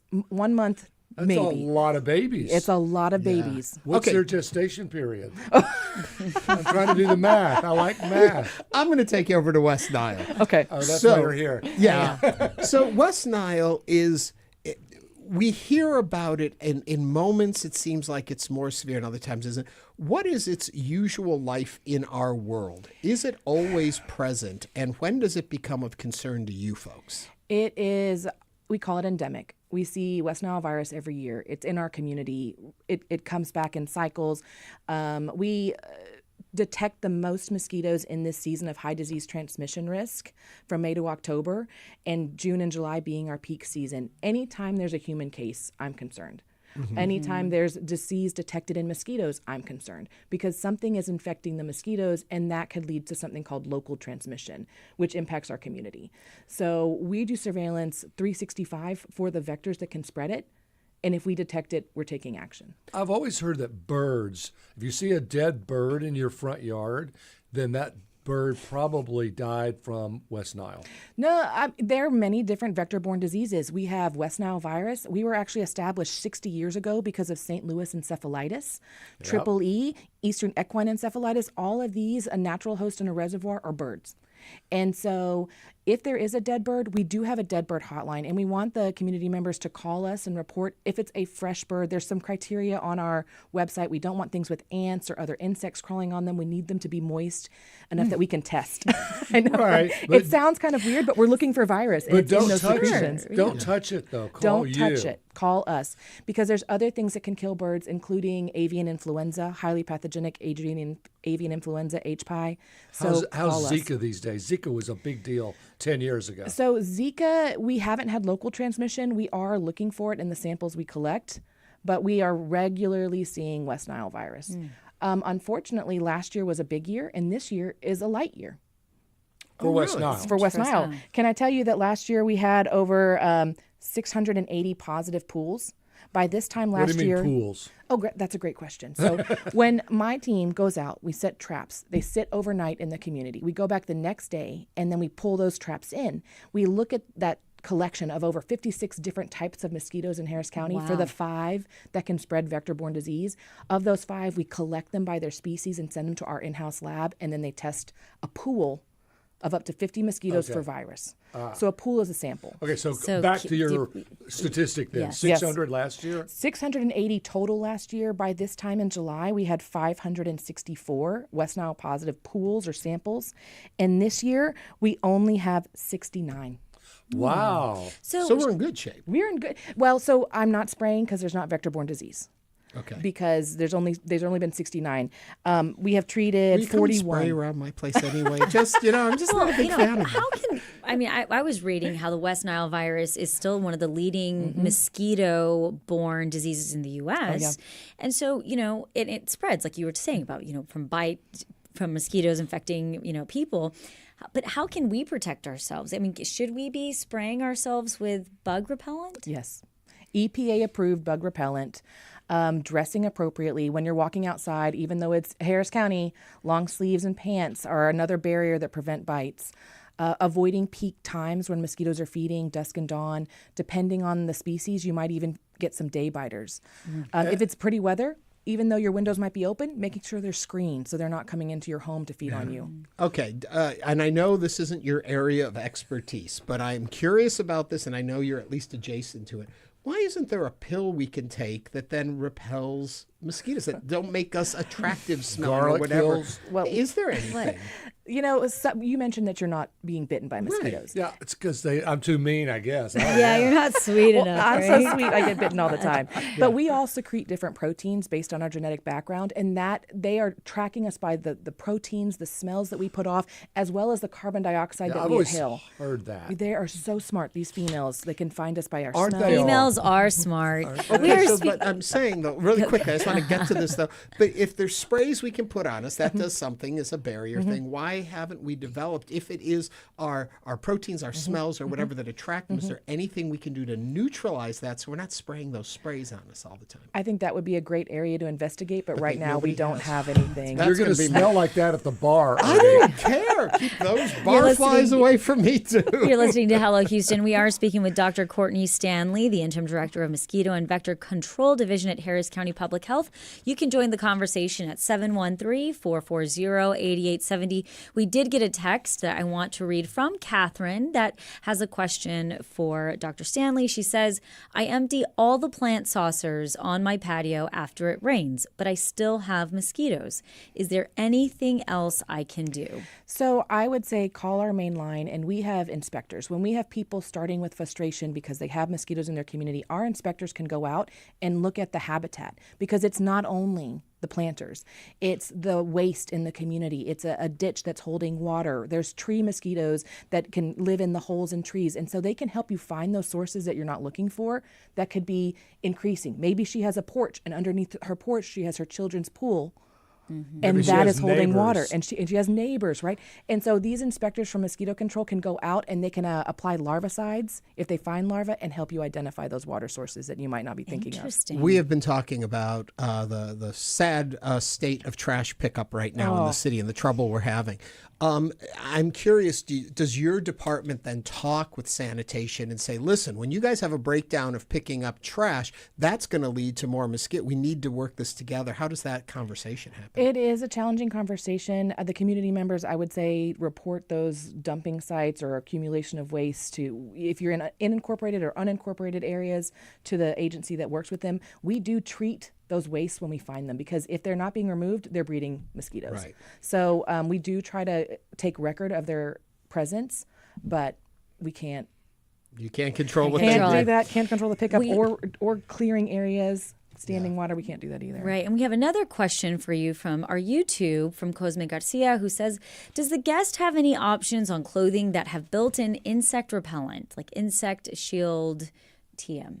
There are some pieces of clothing that are embedded with the repellents in them, but read the label because that's going to tell you how you should wash, prepare, and when they're best utilized. Also, when you're picking an EPA-approved repellent, there's a great website. You can tell it what chemicals you might want or how long you need it to be effective, and they'll direct you in the right path. What about DEET and candles? So DEET is one of the approved active ingredients from the EPA that is in many of our repellents, and so I'm pro-DEET. But citronella but candles? There are, so lemon eucalyptus, there's some other factors that the EPA can use that they've suggested utilizing for repelling mosquitoes. Dr. Standlee, in your field and what you do, how close are you to the actual mosquitoes and larvae when you're looking at all of these things? We are direct face-to-face at looking at their antenna, collecting the larvae and scoop. I'd love to invite you to come to our division and tour. We have laboratories where you can actually see what we're doing to look for resistance in the community by maintaining colonies of mosquitoes, and you can see the whole process. Can you create dinosaurs from that mosquito? Not yet. Have you ever been bit by something that might have something? Yes. I mean, when you're in the parking lot, when you're, walking your dogs at night, we all have the risk of potentially being exposed to a mosquito, which is why we do year-round surveillance. Serious question.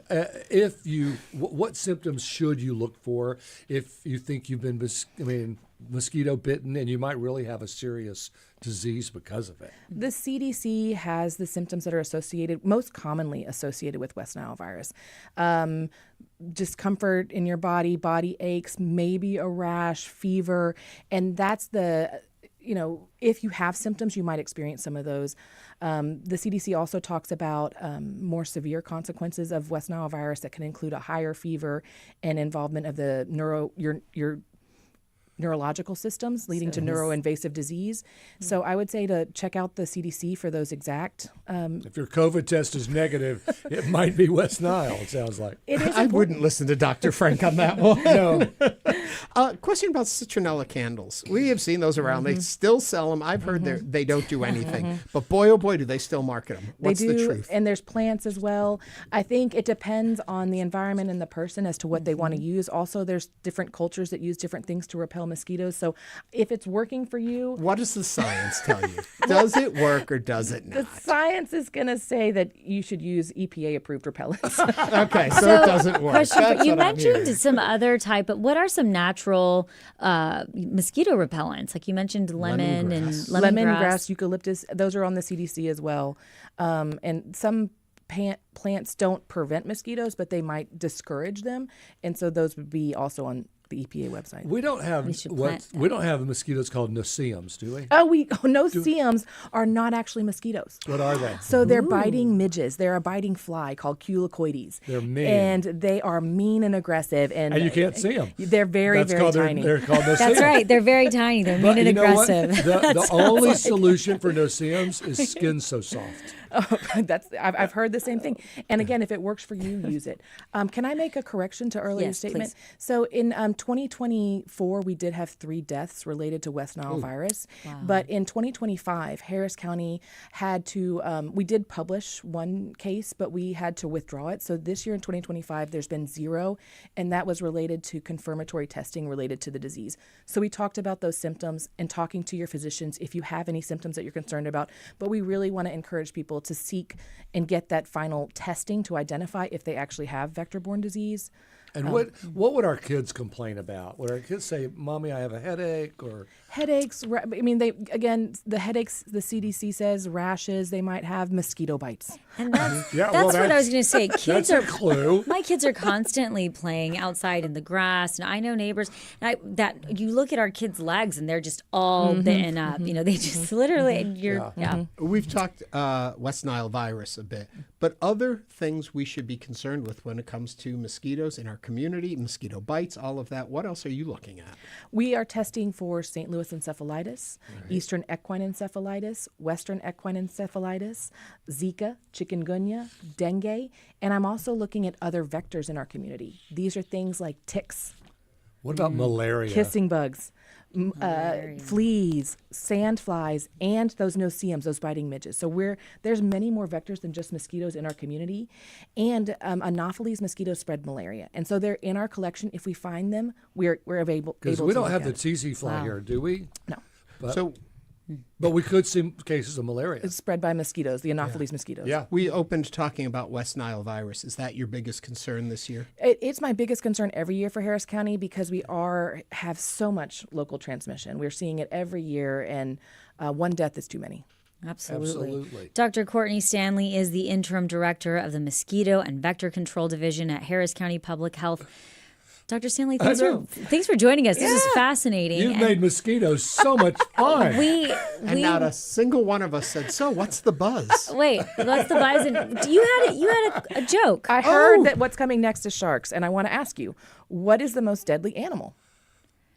Is it a shark? I'm guessing it's not, or you wouldn't It ask. is not. Mosquitoes are the most deadly animal in the animal kingdom, killing hundreds of thousands of people a year.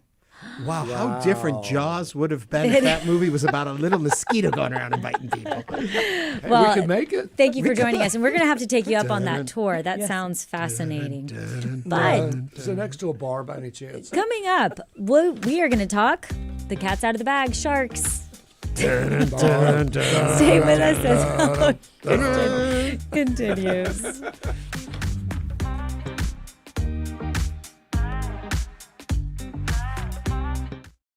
Federal funding for public media has been cut. In response, we're creating Houston Public Media's Resiliency Fund. Donations made toward the fund will directly counter the loss of the $2.2 million in federal funds that were cut annually and strengthen our station's foundation to provide our services into the future. Contributing to this fund is easy and quick and makes all the difference to our station. Help build the Resiliency Fund now at houstonpublicmedia.org/donate. 88.7. I'm Jeremy Hobson. Next time on The Middle, are you worried about crime where you live? President Trump has said crime is rampant, especially in cities. In fact, crime rates have been falling after a spike during the pandemic, but perceptions of crime rates can tell a different story. So is crime an issue where you live, and what do you want to be done about it? We're taking your calls next time on The Middle.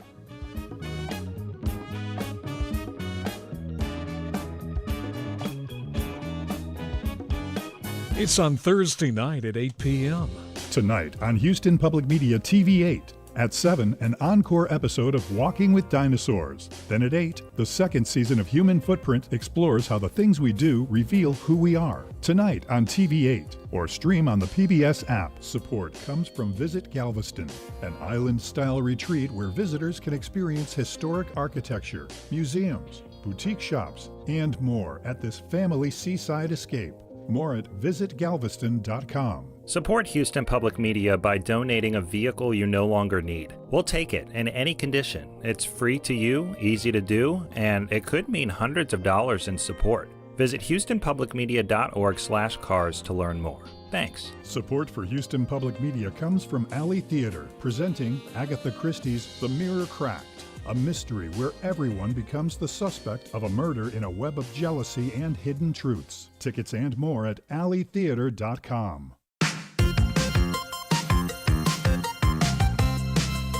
And now back to Hello Houston. To comment on any of today's topics, call 713-440-8870 or email us at talk@hellohouston.org. And now here's Ernie Manus, Celestia Sherman, and Frank Billingsley. Okay, last week was Discovery Channel's annual Shark Week, and as always, it featured an abundant amount of shark-themed programming for viewers to, forgive the pun, sink their teeth into.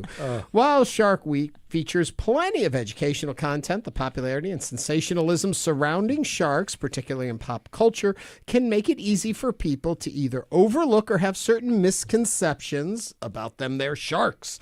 So joining us now to tell us more of the facts about these amazing creatures is David Wells, professor in the Department of Marine Biology at Texas A&M Galveston, where he is also the principal investigator for the Wells Shark Biology and Fishery Science Lab.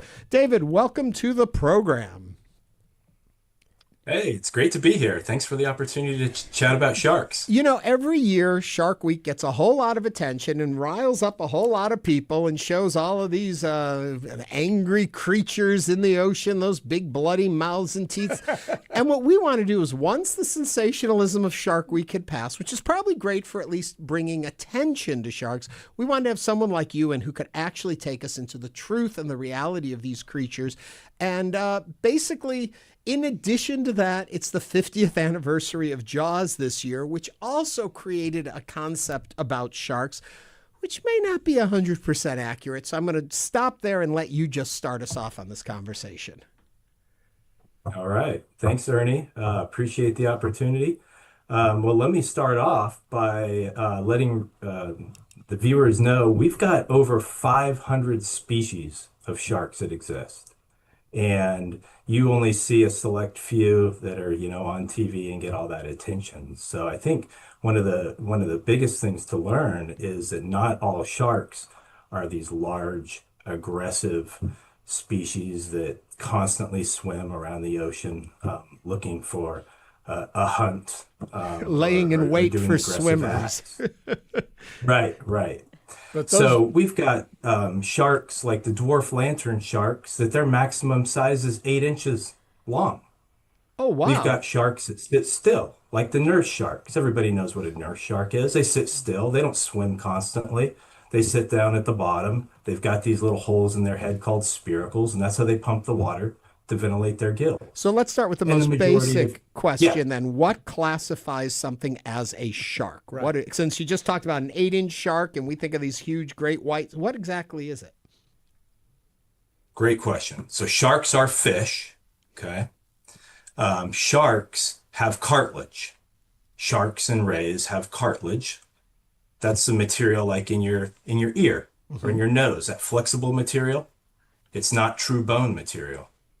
So bony fishes have true bone, but the sharks and the rays have cartilage. But they're all part of the group of fish. So like a catfish, we know, has bones, and you're saying a shark does not have bones.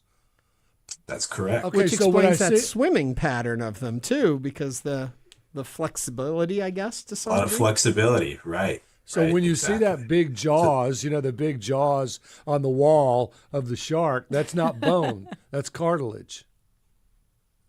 Yeah, correct. It's not true mineralized bone like a true what we call bony fish. Your typical fish that you see like a tuna or a snapper or a grouper, quite different. But when we talk about fish, sharks, rays, and bony fishes are all fish. What are their teeth made out of? It's not mineralized bone. It's a different type of bony structure. And so when we're looking at fossil records, we do bone, the type of bone material that we see in the sharks. That's our best record when we're looking at fossils. Yeah. Now, David, what kind of research is done at the Wells Shark Biology and Fisheries Science Lab? What are y'all looking for? And we just heard about mosquitoes. What should we know about sharks? Yeah, absolutely. So our research is really focused on understanding the biology, the ecology, the life history of fishes, bony fishes, sharks, rays, throughout the world's oceans, in particular here on the Texas coast and the Gulf of Mexico, to understand a little bit about their behavior, their life history, so we can aid in their conservation and sustainability. So we have these animals for future generations. So we do things like movement and tagging that you probably see a lot on TV. Mm-hmm. We do and that's, traditional tagging technology. I can talk to you a little bit more about that. We do studies on what they eat. Some of them can be simply looking in their stomachs. Some of it can be more chemistry related applications, but there's a variety of methods that we can use to look at what these animals are eating and really how that is integrated into the ocean and the entire food web. We need a healthy ocean balance, right? So we need to understand what they're eating and do they have a good prey supply and how that whole ecosystem connects to to one another, from predator to prey, top down kind of ecosystem level questions. Life history, we look at their age and their reproduction. That's important. We want plenty of, sexually mature females capable of reproducing in the population, but we also need the younger population to replenish those older individuals once they end up passing along. We do survival studies, looking at like post-release survival. So for example, you're out on a boat or you're on the beach and you catch an animal. Most people just assume that these animals are totally fine, they swim off and they're good, but in fact, some of them, that's a pretty stressful event for some of these animals, especially like a large-bodied shark. So we tag these animals and look at their survival rates when they're caught and released. And these studies range. Oh, go ahead. Well, I was just going to say, speaking of survival and things, last year, South Padre Island, South Texas, had some really intense shark attacks that were, really severe for the victims. Can you talk about, is that's not that common, or is it common to have a shark that big up on the shore, that close to beach swimmers? Yeah, I mean, it's not common, but it's not rare. Sharks are, in their own habitats, right? They're swimming along, and having a large shark attack is very, very rare. That in itself is rare. But the animals themselves just being, up and down, moving up and down the coast, that's their habitat. That's where they're moving. That's where we're tracking them. That's not, unique or special in any way. So is there? Yeah, so some of our tracking studies kind of shows they do move up and down the coastline. Well, is there anything as a beachgoer that we should know? And by that I mean, sharks are more likely to feed at a certain time of day, or in certain temperature of water, or in rough water versus calm water. Or is there any, like we were talking about mosquitoes, they bite you in the early morning and the evening. Is there anything that we can know about sharks and the way they feed to stay out of the water at certain times of day? Or are they just always hungry? They kind of eat when they're hungry, right? Yeah, it's hard to predict that. Right? Like us. They don't have necessarily a breakfast, lunch, and dinner bell. But I think it's safe to say early in the morning at sunrise is a typical time when fish are just generally more active. And in the evening, you talk to any fisherman, they typically know when the bites are good based on tides, based on sunrise and sunset. So I would say early morning sunrises and evening sunsets are typically, times that are probably a better chance of an animal in the ocean looking for food, whether it's a shark or a fish or a stingray. Now, David, would you say that's a misconception about sharks? We often, like Ernie was talking about in his intro, Jaws, the movie Jaws, you see these kind of images and there's a stigma around sharks that they want to bite you if you're in their presence, but really they don't necessarily want to eat people. Do you think that's a misconception or a stigma about this creature? Yeah, I really do. And I'm glad you brought it up, because I think the majority of people think that all sharks are eating large fish or, pinnipeds like seals and sea lions, when in fact it's primarily like the white sharks do. But again, we have over 500 species of sharks. The largest fish in the world is what? The whale shark. Yep. Whale sharks. Basking sharks, megamouth sharks. What do they eat? They eat plankton. Right. A lot of sharks eat small little fish. We've got sharks that eat small crabs and shrimp, like the bonnethead sharks. We've got hammerheads that'll eat crabs, maybe stingrays. We've got blue sharks that love to eat squid. Some big sharks will even eat smaller shark species. Tiger sharks will even eat turtles, seabirds, resting seabirds, when they're making their migrations.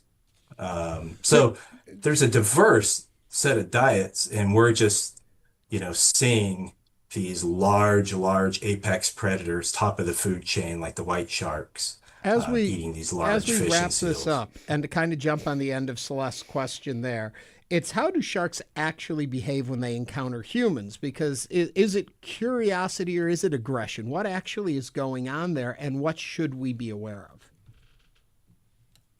Yeah, here on the Texas coast, I think it's really more accidental. I think as a shark is cruising along the beach, maybe we could use a bull shark, for example. We do have a lot of bull sharks along the Texas coast, and they're moving along.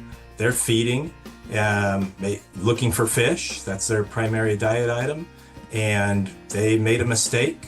They took that bite, and they're moving on. And that's that. But the chances are just so low. You heard. Yeah, David Wells is a professor in the Department of Marine Biology at Texas A&M Galveston. David, thank you so much for joining us today on Hello Houston. Thank you. And that brings us to the end of our show. We want to thank you for listening, calling, texting, and emailing us at Hello Houston. We will be back tomorrow with more conversations. This is News 88.7. Thanks for listening to Hello Houston. Join us every Monday through Friday from 11 a.m. to 1 p.m. to talk all things Houston. The Hello Houston production team includes Garrett Bowman, William Menjivar, Jen Altai, Todd Holslander, and Jim Kovacic. For the latest in local news, subscribe to the Hello Houston daily newsletter at houstonpublicmedia.org. Hello Houston is a production of Houston Public Media. The opinions expressed by the guests of this program are solely their own and do not represent the views of management, staff, or underwriters of Houston Public Media.